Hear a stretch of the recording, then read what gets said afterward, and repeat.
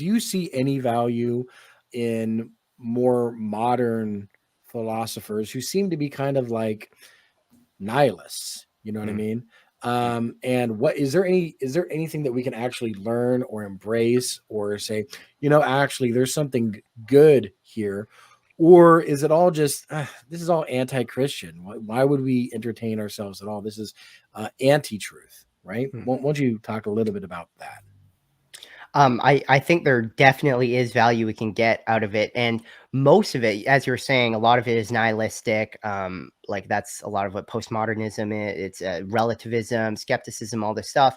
But like, especially with someone like Zizek, like I was saying that I think the void of the subject that he describes is hell. This is the type of approach that I like to have towards philosophy.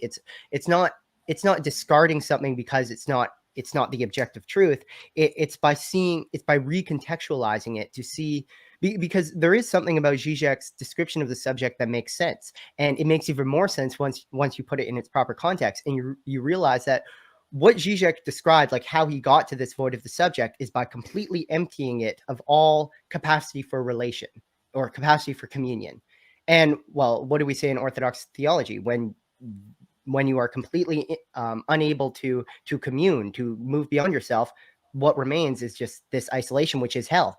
This is something very clear in especially the previous century theology. This is what Lewis talks about in The Great Divorce, basically.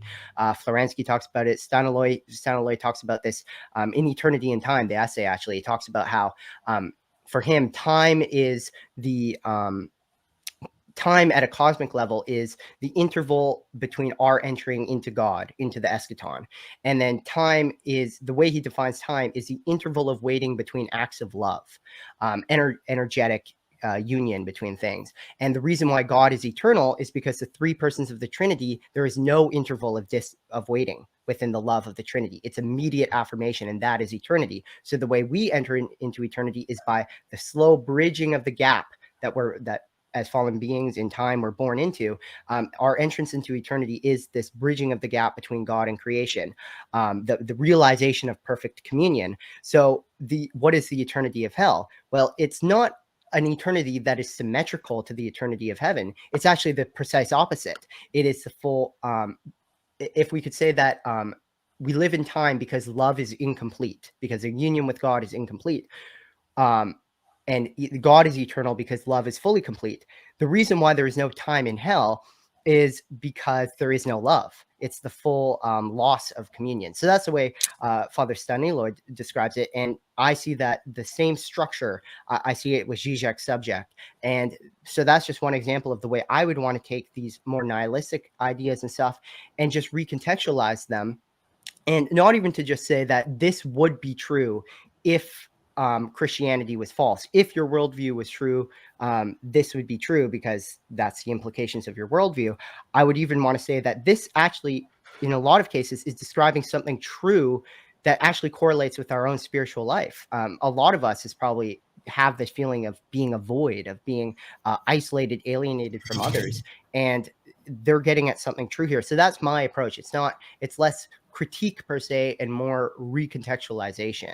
And that, I think, is part of the project of the church. Honestly, that I think that is part of our theological, philosophical Great Commission, is to not just, because if there is, wherever there's a truth, that truth is only true insofar it relates to the capital T truth, to Christ. So the way we need to, I think our job for the people who feel called to it is to figure out how these truths that the philosophers may get to relates to the capital T truth.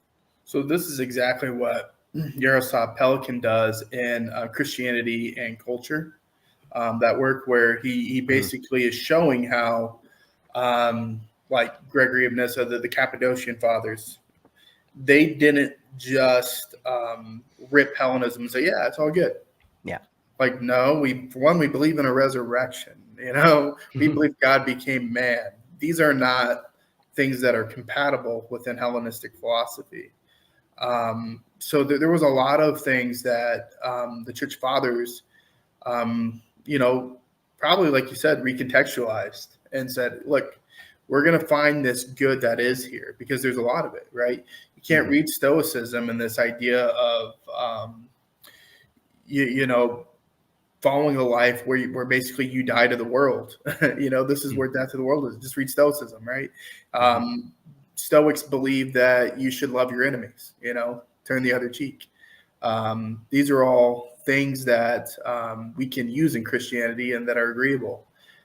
So there's a lot that goes out there. But as far as like moderns, I was thinking of Heidegger as one, right? Mm. This idea of being thrown into the world, right? Yeah. What does it mean just to be thrown in here and not really know really where we are? You're trying to figure out reality, and no one asked me if I wanted to exist, right? I'm just here. I am, and that's a realization everyone has to have is here I am, and I'm going to die. Yeah, why? That can drive you to wake up from your slumber, because I think that's a lot of what it is. It like you were saying before, there are spiritual symptoms here of like to knowing the truth, right? Like we said, humility is one, right? And so if you're slothful and you're kind of resigned, you can't possibly start asking these questions, because you start asking these questions, then it starts to bother you, right?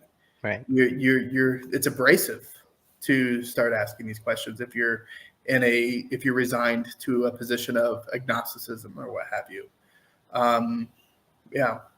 So that's where I see some good in the modern philosophy, is that you can kind of be awakened a little bit to the reality of the situation, because they are describing reality. But Heidegger is on point of saying this is the situation we're in, guys, as humanity.